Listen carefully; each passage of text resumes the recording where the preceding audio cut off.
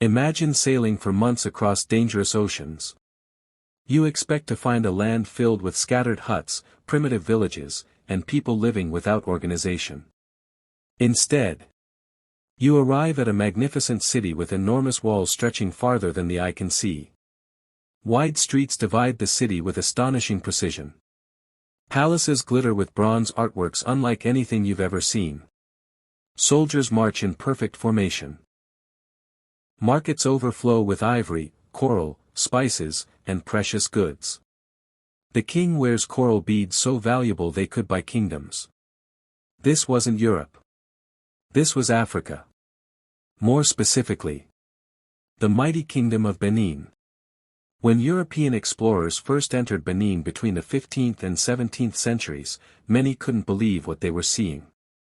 Their writings described a city that rivaled, and in some ways surpassed, many European capitals of the time.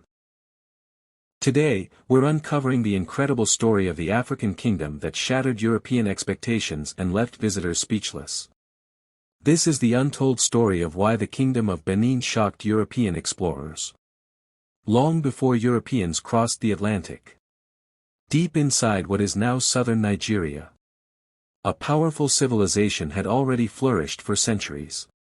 The Kingdom of Benin wasn't built overnight. Generation after generation strengthened its government, expanded trade routes, and perfected remarkable artistic traditions. The people, known as the Edo, transformed dense forests into thriving communities. Roads connected villages across the kingdom. Farmers cultivated fertile lands. Hunters explored vast forests.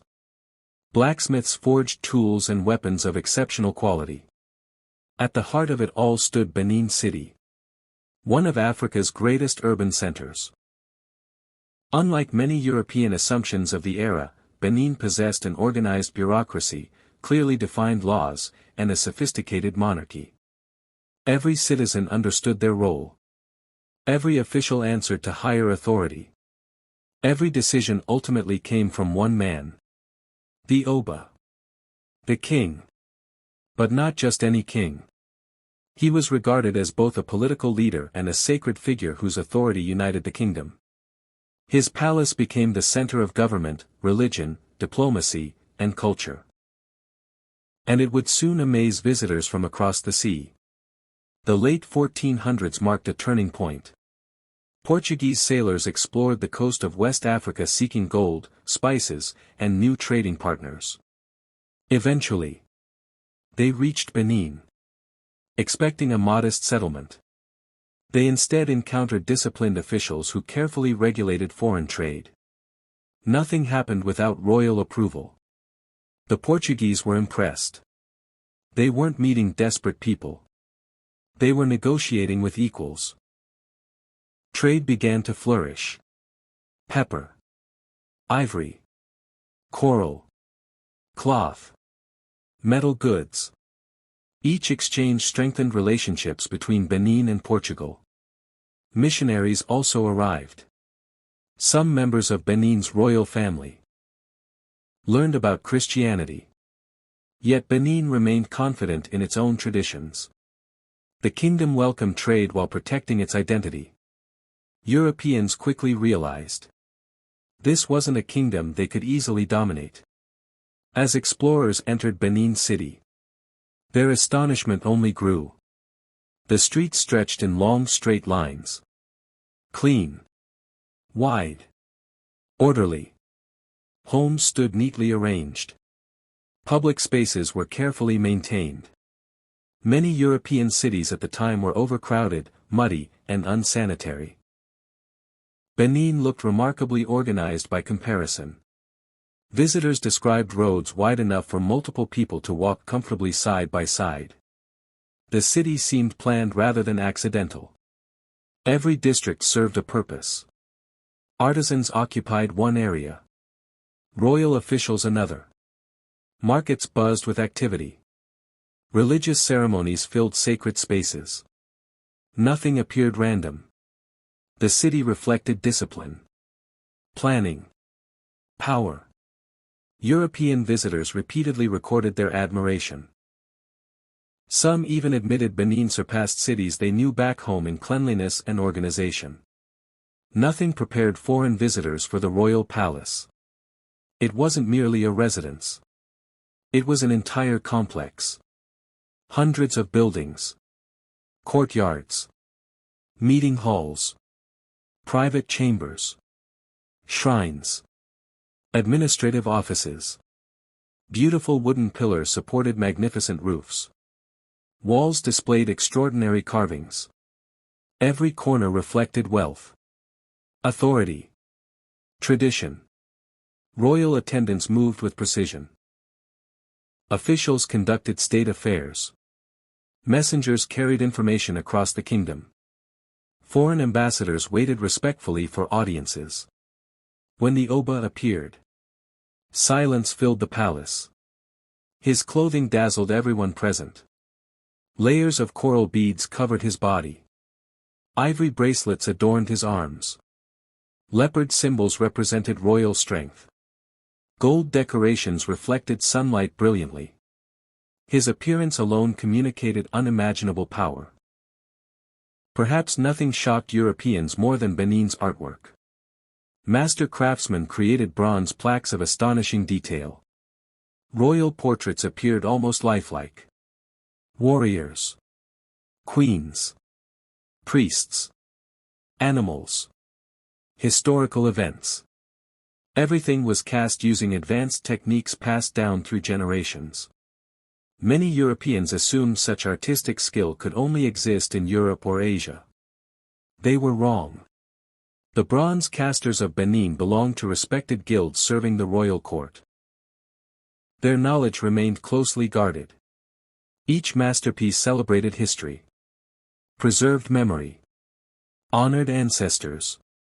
Today, these works remain among Africa's greatest artistic achievements. Then came the greatest surprise of all. The walls. Earthworks surrounded Benin City and extended across the kingdom. Massive moats. Towering embankments. Complex defensive systems. Built without modern machinery. For centuries. The scale was staggering. Historians estimate the combined earthworks stretched for thousands of kilometers. When considering the entire network, some researchers regard them as among the largest earthworks ever constructed before the modern era. European visitors struggled to comprehend how such engineering had been achieved. These weren't simple village fences. They represented generations of organized labor and remarkable planning. Benin's government impressed outsiders just as much as its architecture. The kingdom operated through carefully organized councils. Chiefs managed local affairs. Officials collected tribute. Military commanders defended borders. Specialized guilds regulated skilled professions. Justice followed established customs. Disputes were settled through recognized legal processes. Everything revolved around order. The Oba held supreme authority. Yet governance depended upon experienced advisors and respected institutions. This political stability allowed Benin to flourish for centuries. Benin wasn't isolated. Far from it. Merchants traveled extensive trade routes linking forests, savannas, and coastal ports. Ivory attracted international demand. Pepper became highly valuable. Coral reached the kingdom through overseas commerce. Copper and brass arrived through trade networks and were transformed into remarkable works of art. European merchants respected Benin because commerce operated under strict royal regulation. No one simply arrived and traded freely. Permission mattered. Laws mattered. The kingdom controlled access to its wealth. Behind Benin's prosperity stood disciplined warriors. The kingdom maintained a well-organized military. Soldiers trained extensively. Commanders followed clear chains of authority. Weapons were carefully crafted. Defensive strategies protected major roads and settlements. Military success expanded Benin's influence across neighboring territories. European visitors recognized that conquering such a kingdom would never be easy. Its strength rested not only on numbers, but on organization. News spread throughout Europe. Travelers wrote astonishing reports. Artists attempted to illustrate Benin. Merchants spoke of wealthy kings. Diplomats described orderly government. Many readers found these accounts difficult to believe because they challenged stereotypes about Africa. Yet multiple independent visitors repeated similar observations. Again and again, Benin earned respect. Not through myths, but through reality. Centuries later, everything changed. In 1897, a British military expedition attacked Benin City after escalating political tensions and conflict with the kingdom. The city was captured, many buildings were burned, and thousands of priceless artworks were taken. The magnificent palace suffered devastating destruction. The famous Benin Bronzes were removed from their homeland. Many eventually appeared in museums and private collections across Europe and beyond. For the people of Benin, it was a cultural catastrophe. Centuries of history vanished in days. Yet the kingdom's legacy refused to disappear. Its descendants preserved traditions. Its artists continued creating. Its history survived through memory. Today, the world is finally recognizing Benin's extraordinary achievements. Museums, universities, and governments have increasingly acknowledged the importance of returning looted Benin bronzes to Nigeria. Several institutions have already repatriated important pieces. Others continue discussions about restitution. Meanwhile, archaeologists study Benin's engineering.